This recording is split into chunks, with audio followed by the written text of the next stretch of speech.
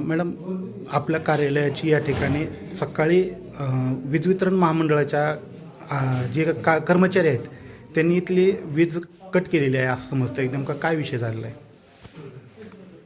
उपाध्यक्ष मंडळी कार्यालयाची मार्च एंडिंगच्या एकूण 15,000 बिलापैकी 11,000 रुपयाचा आपण चेक त्यांना सबमिट केला होता. त्यांचं महावितरणचं असं म्हणणं आहे की पूर्ण रकमेचा चेक द्या, मग आम्ही बिल लाईट जोडून देतो म्हणून.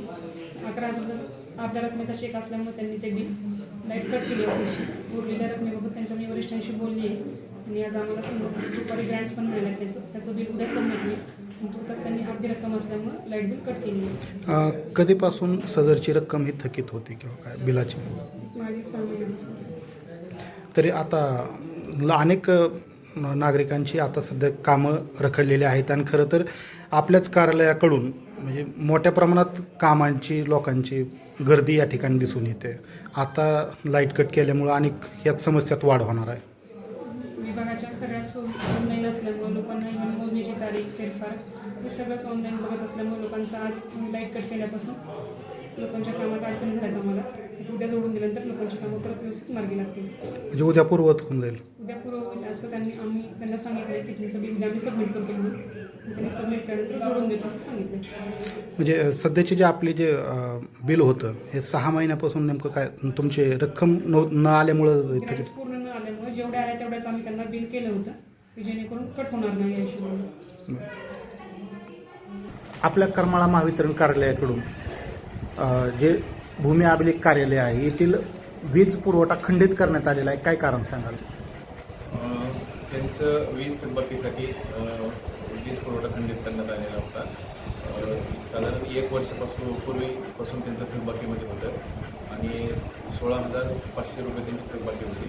त्याच्यासाठी आज दुपारी 12 ते 1च्या आसपास आपण वीज पुरवठा खंडित केला.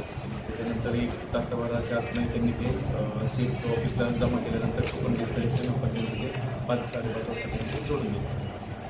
तरी आता मॅडम आम्ही प्रिया पाटील जे तिथल्या प्रमुख आहेत मॅडम त्यांच्याशी संपर्क साधला त्यावेळेस त्यांनी सांगितलं की आमचे 3 महिने का 6 महिने अशा प्रकारचं आमचं बिल थकीत आहे. तुम्ही वर्षभराचं म्हणताय. नेमकं यामध्येच कुठंतरी विसंवाद दिसून येतोय. नाही, ते त्यांची त्या बिलाची जी शेवटची भरणा तारीख आहे तर ती भरणा तारीख आहे 10 मार्च 2025. त्याच्यामुळं 1 वर्ष त्यांचं याच्यामध्ये झालेलं आहे. 1 वर्ष पूर्वी बिल भरणा केलेलं असल्यामुळं त्यांना वारंवार त्याची नोटीसही गेल्या महिन्यामध्ये त्यांना इश्यू केलेली होती आणि वारंवार आमच्या कर्मचाऱ्यांनी जाऊन त्यांना रिक्वेस्ट केली होती की बिल भरा. त्याच्यानुसार आज आपण फक्त टोकन डिस्कनेक्शन केल्यानंतर 1-2 तासात त्यांनी ते बिल भरणा चेकद्वारे केला आणि आपण त्याचं कनेक्शन तोडलं. सदरचं जे आपण कार्यालयाचं वीज कनेक्शन कट केलं त्या संदर्भात त्या ठिकाणी त्यांना काय पूर्वकल्पना नोटीस काय दिली होती का? हो, दिली होती. फेब्रुवारी महिन्यामध्ये त्यांना नोटीस आपण दिलेली होती.